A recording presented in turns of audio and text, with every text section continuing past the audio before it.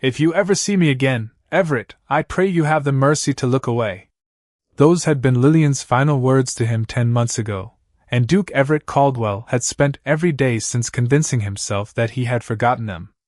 On that bitter December afternoon, walking through Street Aldwyn Winter Market with Lady Rosalie Pembroke's gloved hand resting lightly upon his arm, he discovered how badly he had lied to himself. Snow drifted between the stone buildings of Bellhaven, softening rooftops and gathering along the narrow street in pale ridges. Lanterns burned beneath striped awnings.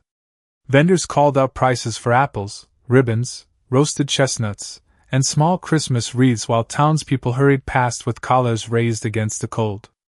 Everett moved among them with the composed distance of a man accustomed to being noticed without appearing to notice anyone in return.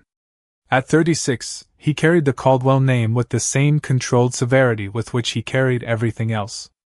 His charcoal overcoat was buttoned high against the wind, his black gloves immaculate, his expression calm enough that no stranger could have guessed how much of his life had been built upon things he refused to remember. "The holly would look lovely in the West Gallery," Rosalie said. Everett glanced toward the greenery she indicated. "Then have as much sent to the house as you like." Rosalie smiled. She was elegant, gracious, and sensible. In 6 weeks, if everything proceeded according to plan, she would become Duchess of Caldwell. It was a suitable marriage. That was the phrase Everett had repeated whenever an old memory disturbed him. Suitable. Quiet. Safe. Love had already taught him what happened when a man mistook trust for certainty. He had no intention of learning the lesson twice. They had nearly reached the carriage when a woman's voice rose weakly through the noise of the market. "Please, sir, anything you can spare." Everett kept walking. Beggars were not uncommon during a hard winter, and Bellhaven had endured nearly 12 inches of snow since the beginning of the week. Then the voice came again. "Please." One word. Barely louder than the wind. Everett stopped. Rosalie took another step before realizing he was no longer beside her. "Everett?" He did not answer. Something cold moved through him that had nothing to do with December. He knew that voice. Impossible. He turned slowly toward the church. At the bottom of St. Aldwyn's broad stone steps stood a woman in a faded brown cloak. Snow had settled upon her shoulders and caught in strands of dark chestnut hair that had escaped beneath her worn bonnet. One hand held the cloak closed at her throat. The other was extended toward the passing crowd, though even from 20 feet away Everett could see the humiliation in the gesture. She was not looking at him. She was looking down, as though preserving the final fragment of dignity left to her required never meeting the eyes of those whose charity she sought. Everett forgot the market. Forgot Rosalie. Forgot the cold. Lillian. The name struck through him with the force of memory. Lillian Avery. Once Lillian Caldwell. Once his wife. Once the woman who had filled Caldwell Mere House with fresh flowers because she claimed old stone should be reminded that spring existed. The woman whose laughter had followed him through the apple garden on summer evenings. The woman whose letters had eventually convinced him that every tender thing between them had been a lie. 10 months earlier, she had walked away from him with her head raised and her wedding ring left upon his desk. He had believed she had gone somewhere comfortable. Somewhere chosen.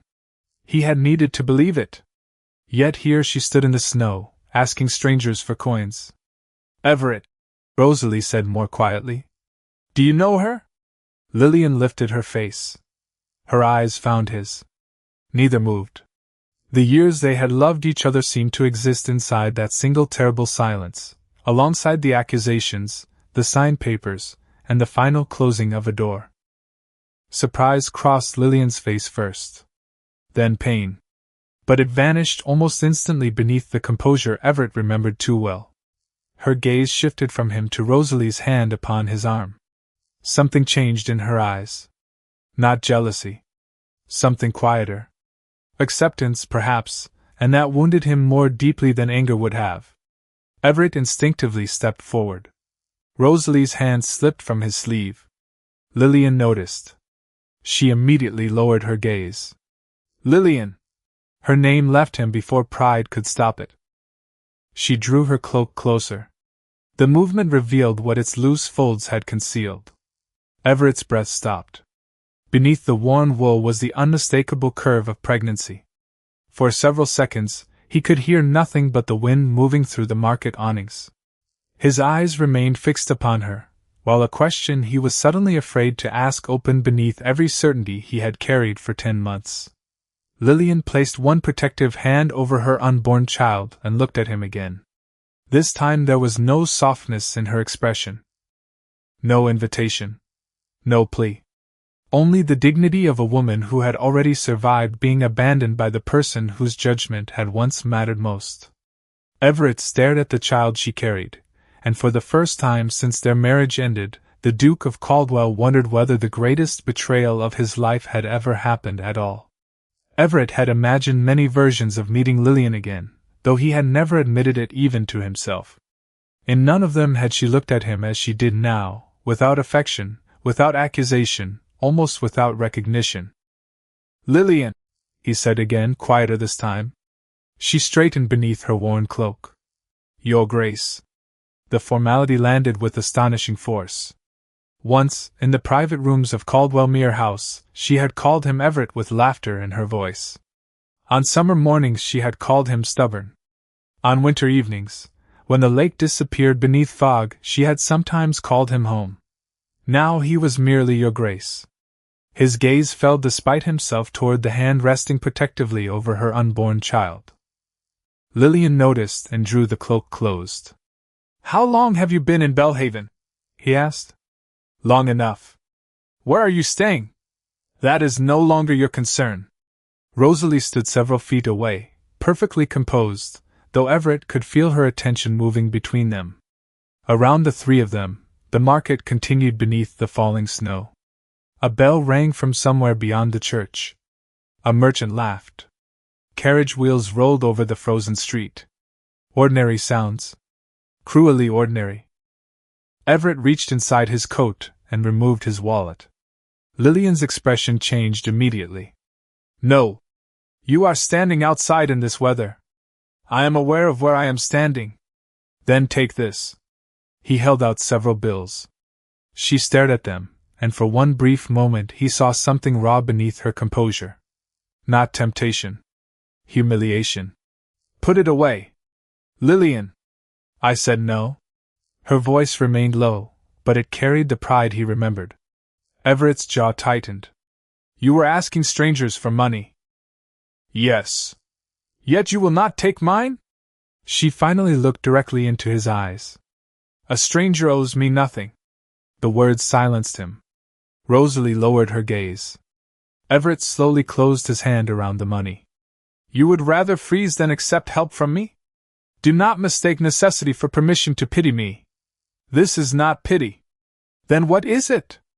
Everett had no answer. Guilt, perhaps. Shock. Something older and more dangerous that had awakened the instant he heard her voice. He looked again at her pale face, at the snow melting against her lashes, at the boots darkened by slush. She had grown thinner everywhere except where the child changed the shape beneath her cloak. "You should not be outside," he said. "You do not get to decide where I should be any more." Rosalie stepped forward at last. "Miss Avery, perhaps we could arrange a carriage for you." Lillian turned toward her, and whatever pain she felt at seeing Everett beside another woman remained carefully hidden. "That is kind of you, Lady Pembroke." Rosalie seemed surprised that Lillian knew her. "But unnecessary." "Surely you have somewhere to go," Everett said. A pause followed. "Too long." "Lillian? Mrs. Finch allows me to sleep above her bakery when there is room." Everett stared at her.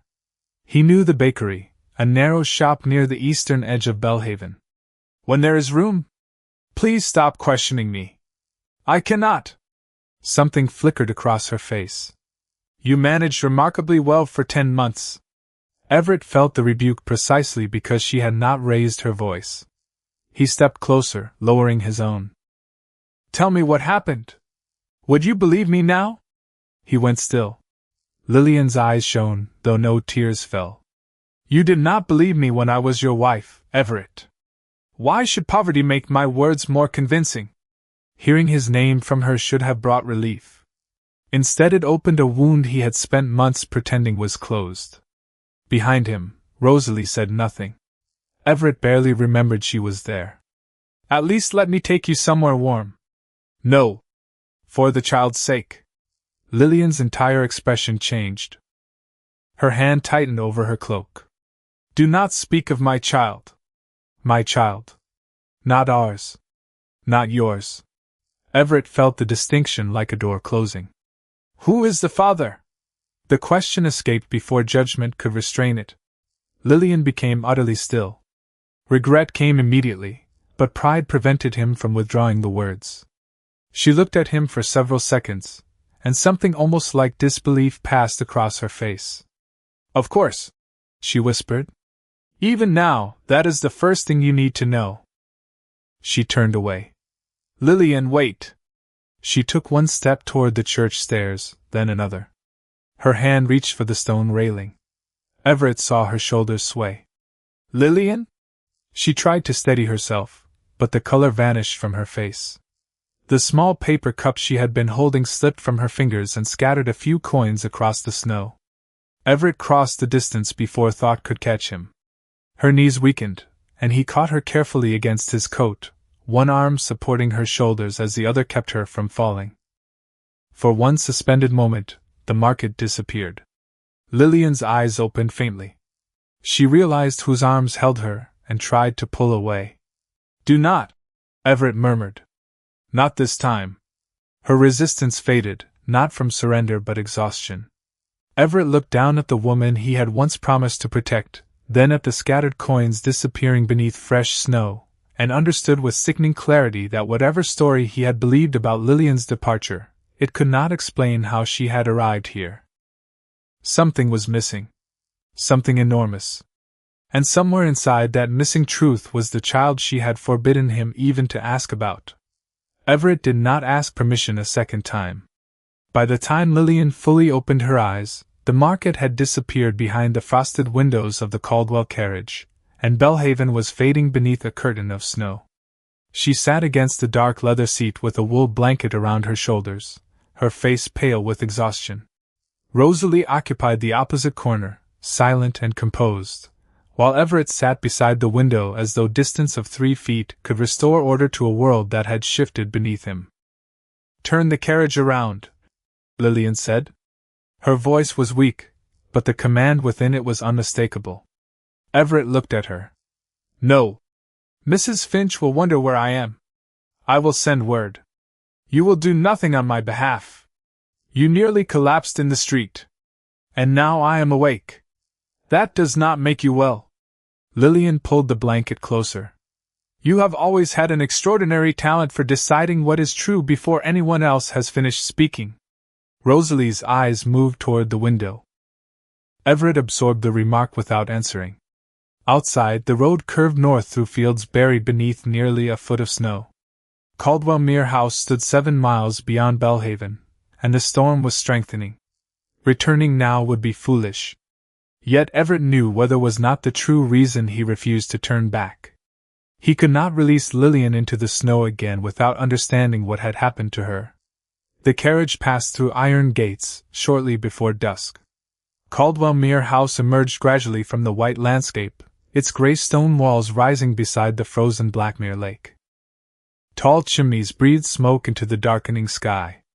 Bare apple trees stretched across the western grounds, their branches silver with frost, while beyond them stood the abandoned glass conservatory Lillian had once filled with winter roses. She saw it. Everett knew because her breathing changed. Only slightly. But he remembered the language of her silences. I will not stay here, she whispered. The road will be worse after sunset, Everett replied. Then send me back now. No. She turned to him. You cannot command me any more. I know. His answer came so quietly that her anger faltered. But I can refuse to send a woman who can barely stand into a worsening storm. The carriage stopped beneath the covered entrance. Mrs. Caldwell's longtime housekeeper hurried outside, followed by 2 servants. Mrs. Harrow had served the family for 30 years and possessed the rare ability to greet almost any disaster without losing her composure. Almost. The moment she saw Lillian, she froze. "Mrs. Caldwell," she breathed. Lillian lowered her eyes. "Miss Avery now, Mrs. Harrow." The older woman's face softened with unmistakable grief. "Of course." Everett noticed Rosalie hear the exchange.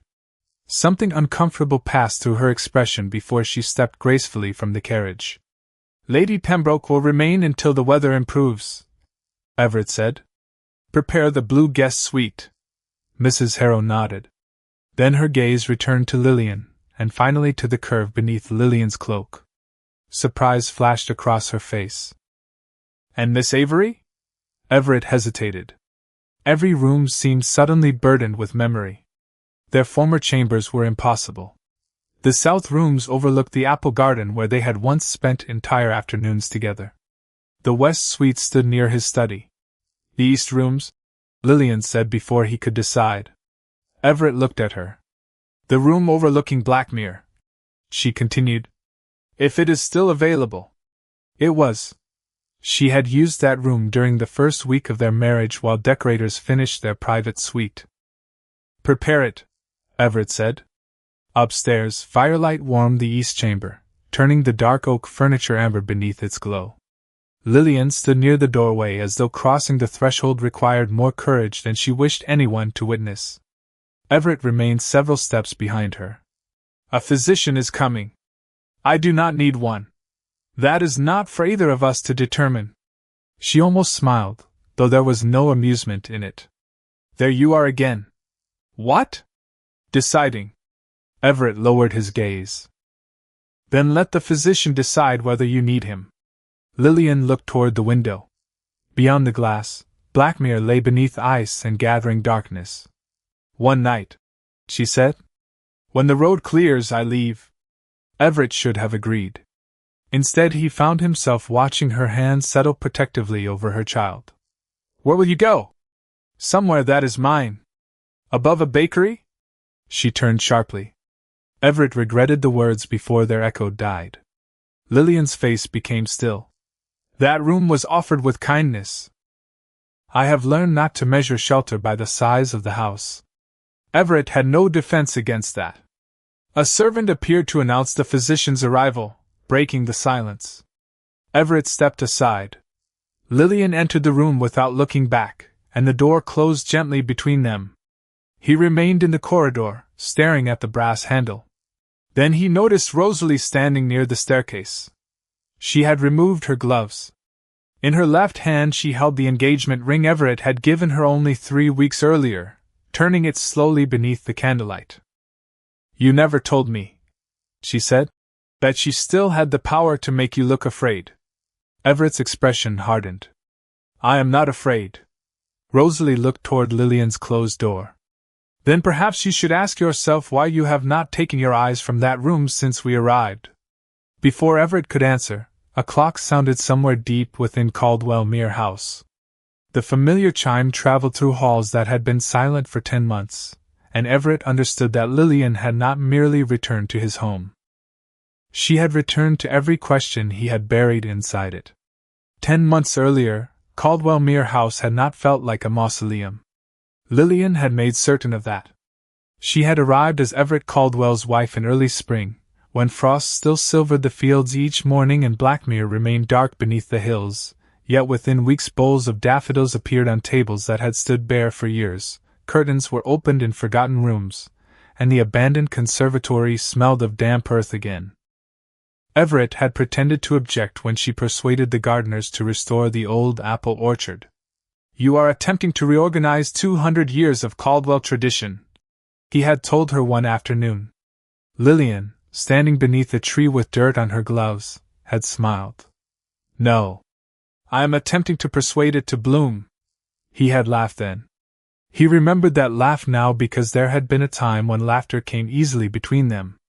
Their marriage had begun as an alliance between families, but affection had entered quietly and stayed. Lillian learned that Everett preferred coffee before conversation in the morning. Everett learned that she read beside the fireplace when storms kept her awake. She left handwritten notes inside books she thought he would enjoy. He brought her winter roses from Bellhaven because she once mentioned that flowers appearing in cold weather seemed particularly brave. Neither of them announced when duty became tenderness. They simply woke one morning inside a life neither had expected to cherish. Perhaps that was why the first letter wounded so deeply. Everett found it on his desk in late January, sealed inside an envelope without a return address. The handwriting was unfamiliar. The message was brief. It claimed Lillian had maintained secret correspondence with another man throughout their marriage and offered details precise enough to make dismissal difficult. Everett read it twice, then locked it away. He told himself it was gossip. 3 days later, another envelope arrived containing what appeared to be a copy of a letter written in Lillian's hand. The words were intimate only in implication, speaking of escape, regret, and a future beyond Caldwell. Everett recognized her handwriting. Or believed he did. That evening Lillian entered his study carrying tea and stopped when she saw his expression. "What happened?" "Nothing." The lie came too quickly. Her smile faded. "Everett." He almost showed her the letter. Almost. But pride whispered that an innocent woman would explain herself without needing to see evidence. Suspicion whispered something worse. "Have you been corresponding with anyone I should know about?" he asked. Lillian stared at him. "What kind of question is that?" "A simple one." "Then ask it plainly." He could not. That failure became the first stone in the wall between them. What Everett did not know was that Lillian had received a letter of her own 2 days earlier. It bore the Caldwell seal.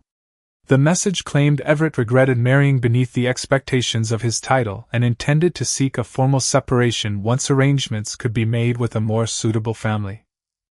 Lillian had read those words alone in the conservatory, surrounded by winter roses he had once brought her. She never confronted him about the letter.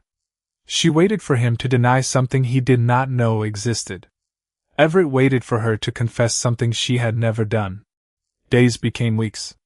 Their conversations shortened. Doors closed more softly. Meals passed beneath the weight of questions neither possessed the courage to ask. Then came the final proof. Everett received another copied letter, this one referring to a meeting in Bellhaven. On the same afternoon, Lillian learned that Everett had spoken privately with lawyers regarding the future of the marriage. The lawyers were real. The reason was not what she believed. Everett had been quietly restructuring Caldwell property so that Lillian would be financially protected if anything happened to him. By then, however, every kindness had acquired a second meaning. Every silence looked like guilt. One February night, snow fell over Blackmere exactly as it did now. Lillian entered Everett's study and placed a document upon his desk. "If you want your freedom," she said, "you may have it."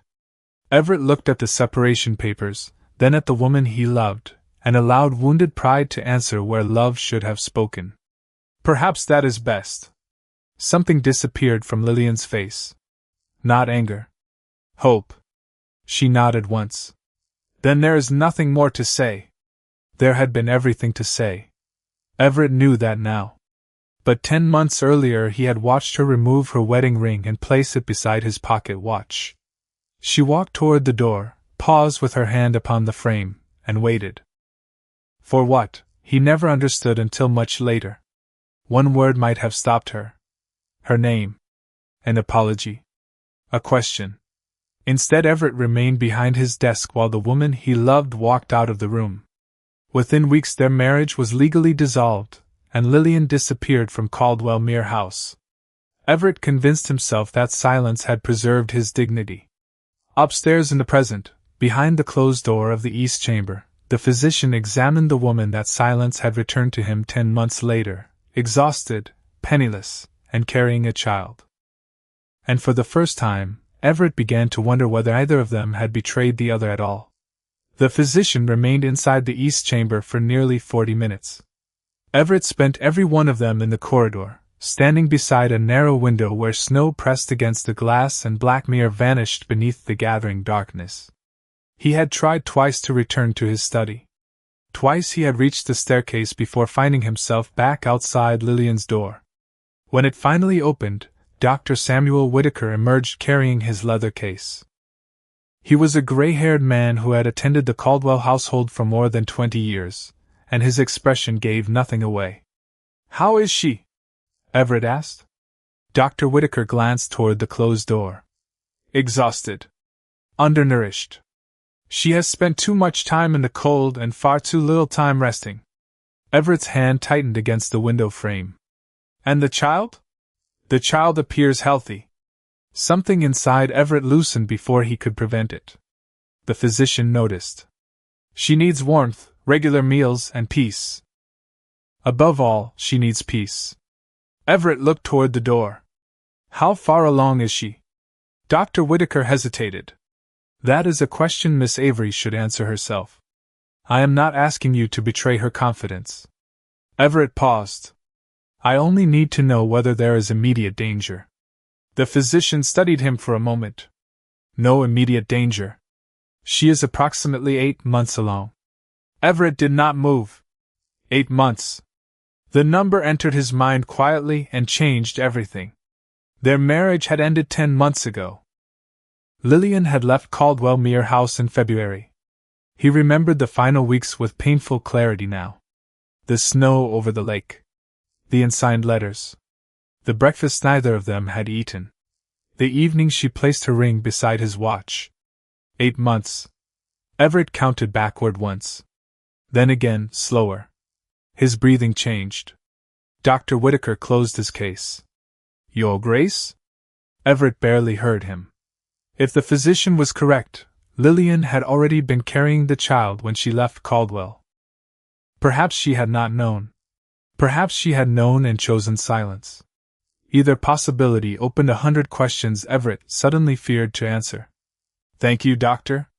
His voice sounded distant even to himself. "Mrs. Harrow will arrange anything she needs." When the physician departed, Everett remained alone. A thin line of candlelight showed beneath Lillian's door.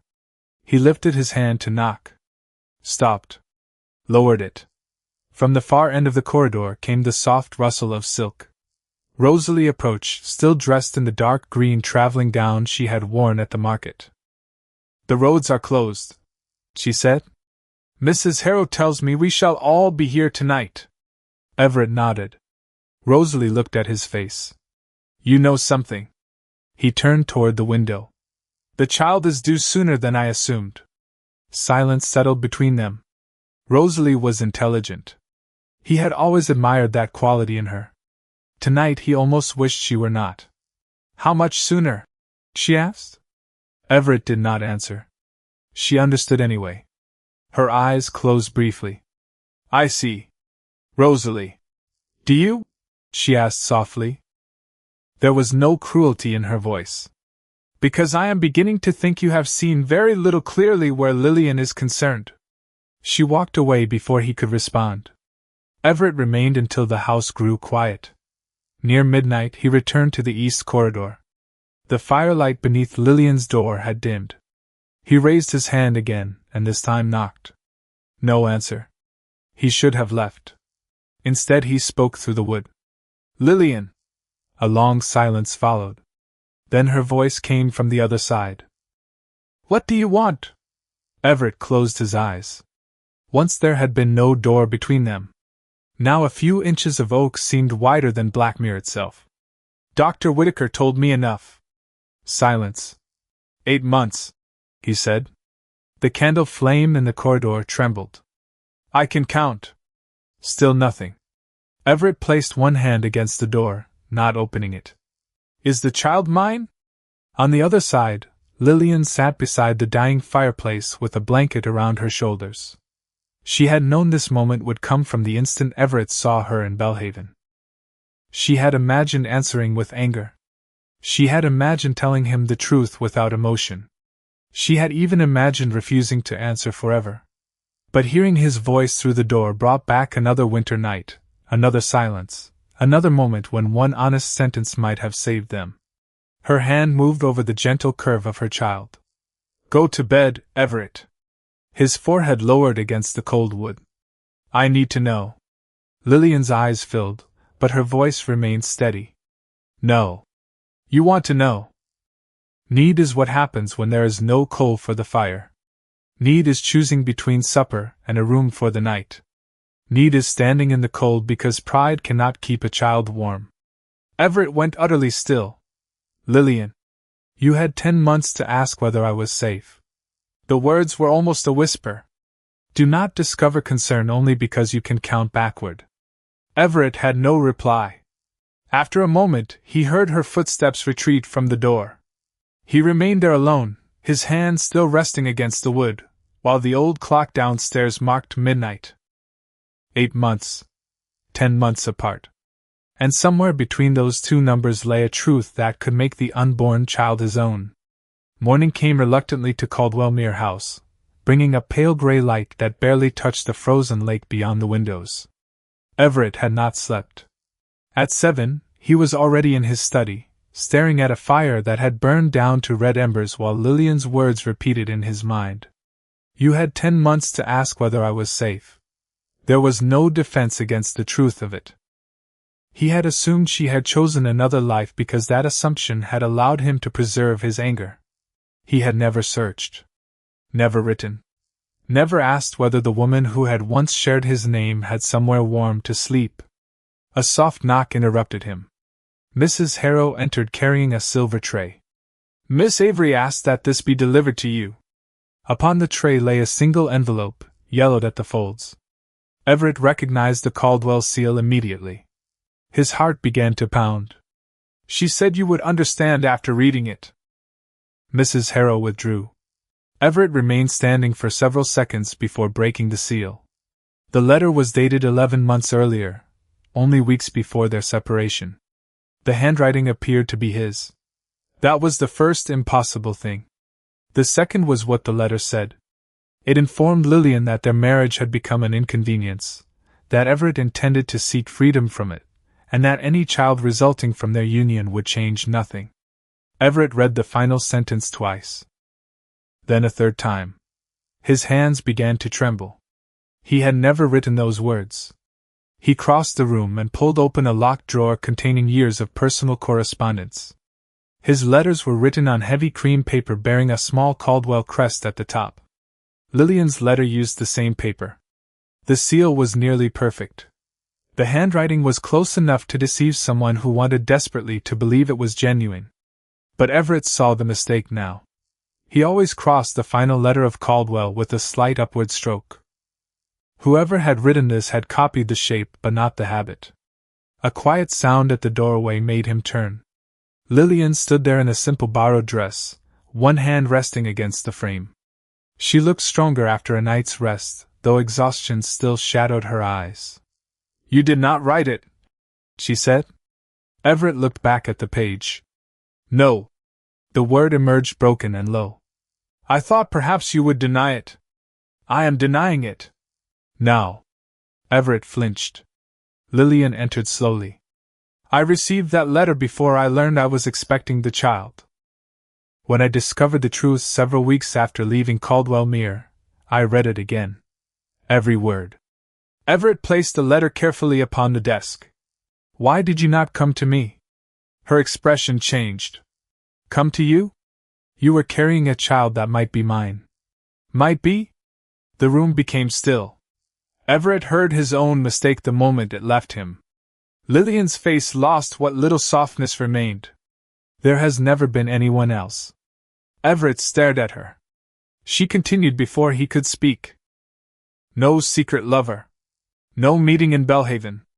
No man waiting for me after I left you. Whatever letters you received were as false as the one in your hand.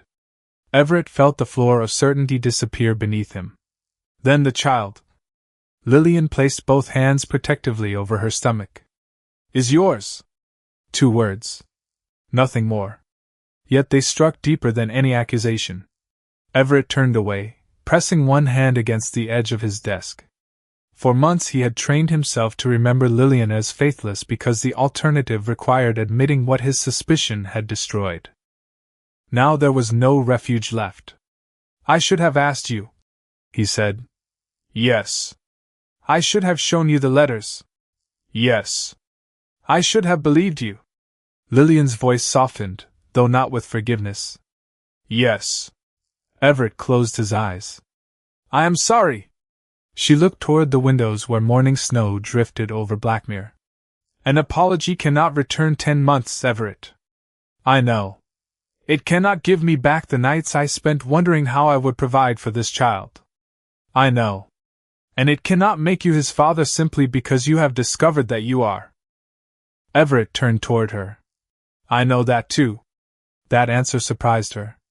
He did not approach. He did not ask forgiveness. For once, he seemed to understand that wanting something did not grant him the right to receive it. His gaze fell to the forged letter. Someone wanted us apart. Lillian nodded slowly. Someone wanted more than that. Everett looked up. She reached into the pocket of her dress and removed a second folded paper. 3 weeks after I left, a man came to the room I was renting in Carlisle. He offered me money to leave Cumberland permanently. Everett's expression hardened. Who? Lillian placed the paper beside the forged letter. It was a receipt bearing a name Everett knew. Silas Avery. Lillian's cousin. Everett stared at the signature as the pieces began shifting into a darker shape. I refused him, she said. The next week, every account I believed remained in my name was suddenly inaccessible. Everett looked from the receipt to Lillian, then toward the snow-covered estate beyond the window. This was no misunderstanding born only from wounded pride. Someone had watched their marriage fracture, then carefully ensured Lillian could never return. And for the first time, Everett understood that discovering the truth about his child was only the beginning. Rosalie found Everett in the conservatory shortly before noon, standing among rows of empty planting tables where Lillian's winter roses had once grown. Snow covered the glass roof in uneven sheets, turning the daylight silver. He held the forged letter in one hand and Silas Avery's receipt in the other. For several moments, Rosalie said nothing. Then she closed the door behind her. It is true, then. Everett looked at her. The child is mine. Rosalie's composure did not break, but something quiet changed in her eyes.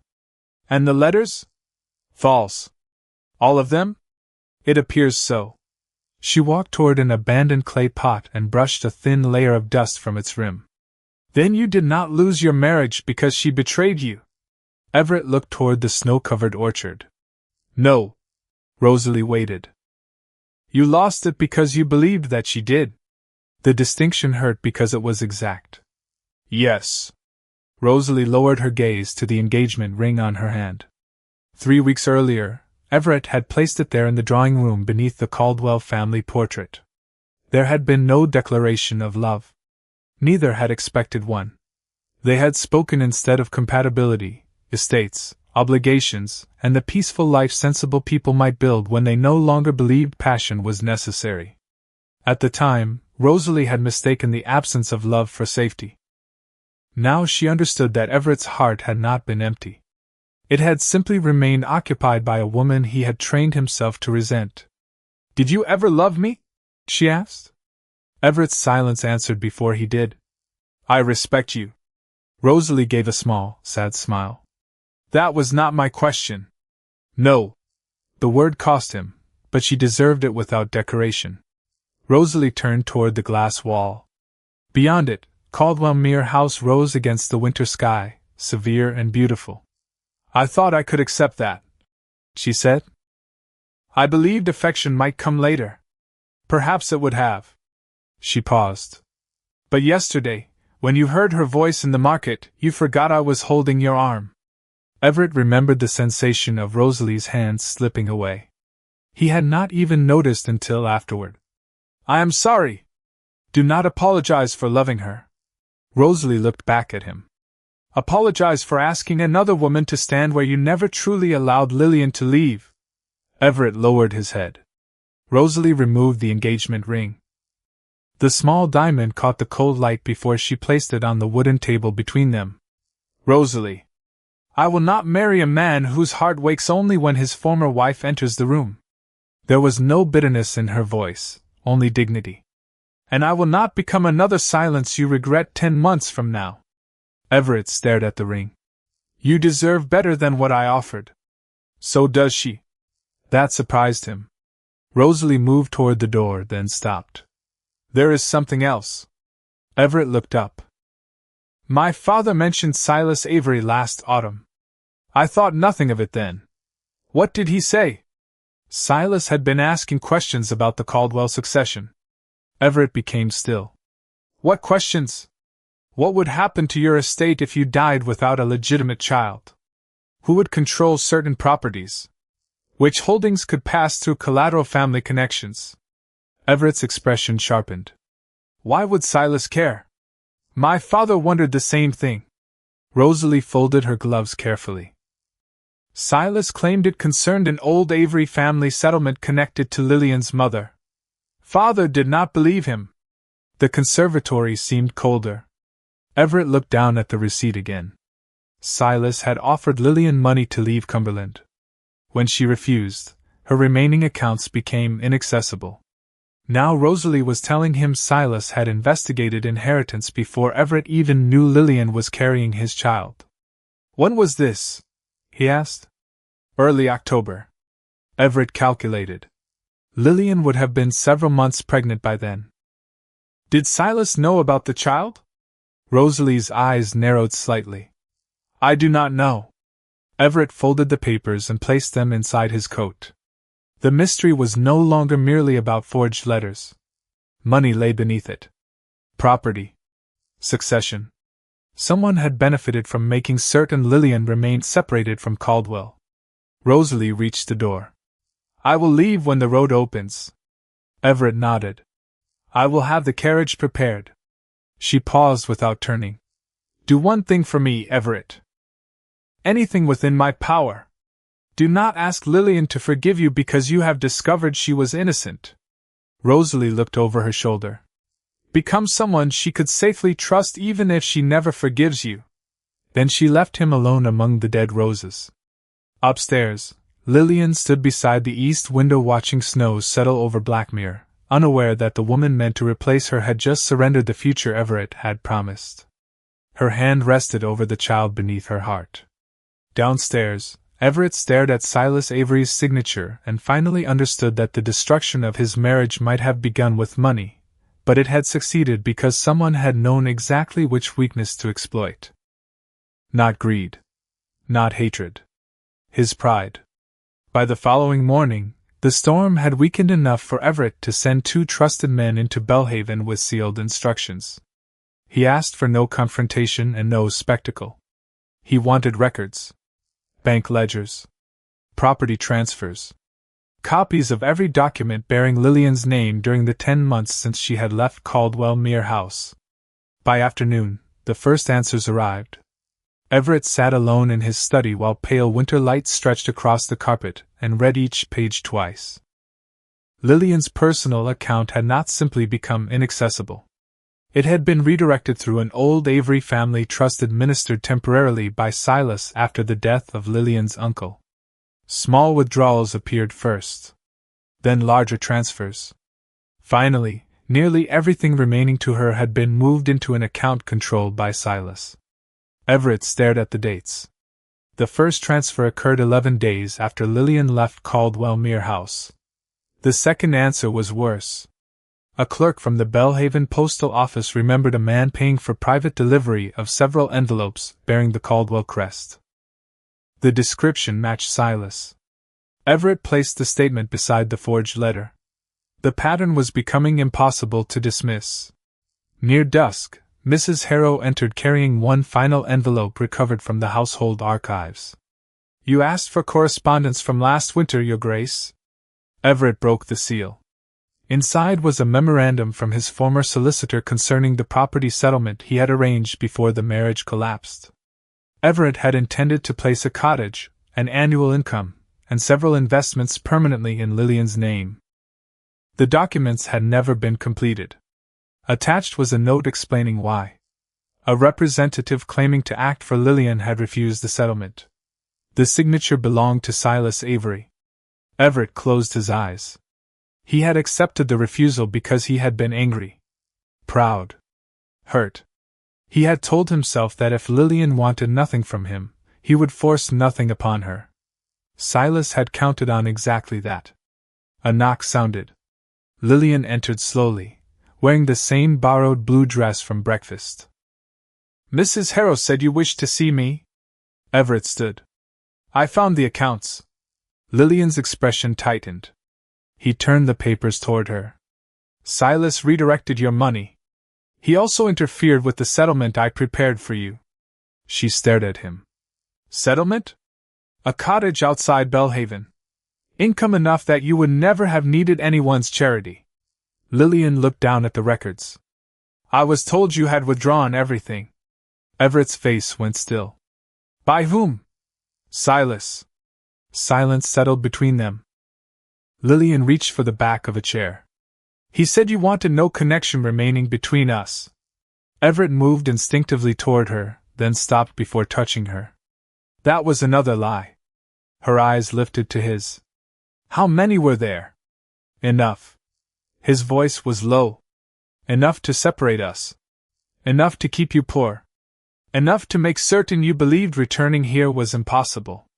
Lillian looked toward the fire. "Why?" Everett placed Rosalie's information beside the bank records. "Inheritance." He explained Silas's questions about the Caldwell succession and the Avery settlement connected through Lillian's mother. Certain lands adjoining Blackmere had entered Caldwell control through their marriage. If Lillian remained separated, childless, and financially dependent, Silas could challenge portions of that arrangement through the Avery line. If Everett had no legitimate heir, the dispute became even more valuable. Lillian's hand moved immediately to her child. He knew. Everett watched her face. "About the baby?" "I told him." Her voice became faint. "When he came to Carlisle, I thought perhaps family might still mean something. I told him because I needed advice." Everett felt cold despite the fire. "And afterward he offered you money to leave Cumberland?" Lillian nodded. The last uncertainty disappeared. Silas had not merely exploited a broken marriage. He had learned of the child and tried to ensure mother and baby vanished from the county before Everett could discover either. "I will have this placed before the proper authorities," Everett said. "Every account will be restored. Every false document examined." Lillian looked at him. "And then?" Everett paused. "Then whatever belongs to you will be returned to you." "Including my freedom?" The question struck him harder than anger. He understood what she feared. That proving the child was his would become another form of possession. "Yes." Lillian searched his face. Everett continued, "I will provide for the child because that is my responsibility. But I will not use him to bind you to this house." Her eyes softened for only a moment. "You keep saying you were deceived." "I was." "Then perhaps you believe Silas destroyed our marriage." Everett looked down at the forged letters. Once, that explanation would have offered comfort. Now it felt cowardly. "No." Lillian waited. "Silas supplied the lies?" Everett said. "I supplied the distrust." The room became very quiet. "He forged your handwriting. He stole your money. He made certain we misunderstood each other. But I was your husband. I knew your character. I knew your kindness. And when suspicion asked me to choose between evidence placed conveniently before me and the woman I loved, I chose suspicion." Lillian's eyes filled, though she did not look away. Everett's voice lowered. "Silas may answer for what he did. But I will answer for what I did." Outside, snow began sliding from the roof as the temperature slowly rose. Somewhere beyond the study windows, water moved beneath the ice covering Blackmere. Lillian looked at Everett as though seeing not the man she had forgiven, because she had not forgiven him, but perhaps the first version of him capable of understanding why forgiveness could never be demanded. Then Everett noticed the engagement ring no longer on Rosalie's hand in his memory, and realized the next truth belonged to Lillian before anyone else. "There is something more," he said. "Rosalie ended our engagement yesterday." Lillian's expression changed. "Because of me?" "No." Everett held her gaze. "Because she understood before I did that I had never stopped loving you." For several seconds Lillian said nothing. The fire whispered behind them, and beyond the tall windows the afternoon light rested pale upon Blackmere. Everett had expected disbelief, perhaps anger. Instead, she looked tired. "You should not say that because Rosalie released you from your promise," she said. "I am not." "Then why say it now?" Everett lowered his eyes. "Because for 10 months I called what I felt anger. It was easier than admitting I still loved the woman I had failed to trust." Lillian turned toward the window. "Love did not keep me warm in Carlisle. I know. Love did not restore the money Silas took. I know. And love cannot erase what happened." "No." Everett approached only far enough to place a small brass key upon the table between them. "That is why I am not asking you to love me." Lillian looked at the key. "What is it?" "The deed box for the cottage near Bellhaven. The property transfer will be completed in your name alone. Your accounts will also be restored, including everything taken from them." She stared at him. "You are giving me a house?" "I am returning a choice you should never have lost." Something trembled behind her composure. "And the child?" Everett's expression softened. "Our child will have my name if you wish it, my protection whether you wish to live here or elsewhere, and every opportunity one can provide. But I will not use fatherhood as a chain around you." Lillian picked up the key. It looked impossibly small in her hand for something that represented so much. Freedom. Shelter. The right to leave. "What will you ask in return?" "Nothing." She searched his face as though waiting for the hidden condition. None came. Over the following weeks, Everett kept his word. Evidence concerning Silas was placed before the proper authorities, and the disputed accounts were restored. Rosalie departed Caldwell Mere House with Everett's respect and without scandal. Lillian remained because Dr. Whitaker advised against travel so late in her pregnancy, but the East Chamber was hers, and Everett never entered without permission. He stopped asking for forgiveness. Instead, he learned patience. He sent breakfast when she forgot to eat, then left before she could mistake kindness for pressure. He reopened the conservatory because she once loved it, but asked the gardeners to let her choose what would grow there. Most importantly, he listened. When Lillian spoke of Carlisle, of counting coins beneath candlelight, of hiding her fear while carrying their child, Everett did not defend himself. He listened until silence no longer protected him from the consequences of his choices. Their son arrived near the end of January on a quiet morning when snow covered the apple orchard. Dr. Whitaker placed the healthy child in Lillian's arms while Everett waited outside the room, refusing to enter until she called for him. Nearly an hour passed. Then Mrs. Harrow opened the door. "She would like to see you." Everett stepped inside as though entering sacred ground. Lillian sat beside the window, exhausted but peaceful, holding a sleeping infant wrapped in cream-colored wool. Everett stopped several feet away. His eyes filled before he could hide it. "He is beautiful," he whispered. Lillian looked down at their son. "His name is Henry." Everett smiled faintly. "Your father's name. And yours if you want it to be." Everett looked at her. Lillian nodded toward the chair beside the bed. "You may meet your son."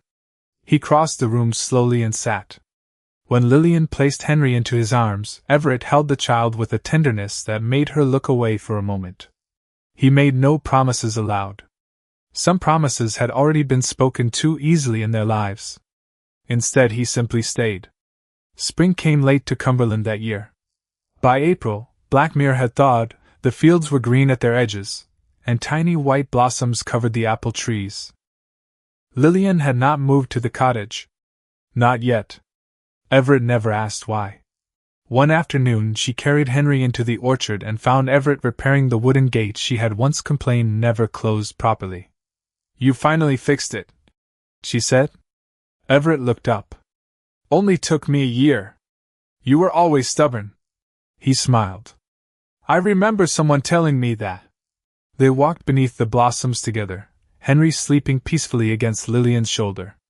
At the old stone bench overlooking the lake, Everett stopped. "Lillian, whatever happens from here, I want you to know that you are free. Staying does not mean forgiving me. Leaving does not mean punishing me." She studied him quietly. And what do you want? Everett looked toward the water. To become a man you and Henry never need to fear trusting. Whether that brings you back to me is yours to decide. Lillian's eyes softened. Months earlier, she might have needed him to promise forever. Now she understood that forever was built from smaller things. A door knocked upon before entering. A truth believed before suspicion. A choice respected even when it hurt. She reached for his hand. Everett looked down, almost afraid to move. Walk with me, she said. He did. They continued through the orchard beneath drifting white petals, not as husband and wife restored by a miracle, but as two wounded people choosing, carefully and freely, to begin again. Near the conservatory, Lillian stopped and looked at the first winter rose blooming beneath the glass. Then she turned toward him. Everett. It was the first time she had spoken his name without pain since returning. He understood what she was giving him. Not absolution. Not the past. Something quieter and more precious. A beginning. And as their son slept between them and spring light spread across Caldwellmere House, Everett finally learned that love was never proven by holding someone tightly enough to keep them. Sometimes love became worthy only when it opened its hands and allowed them to choose to stay.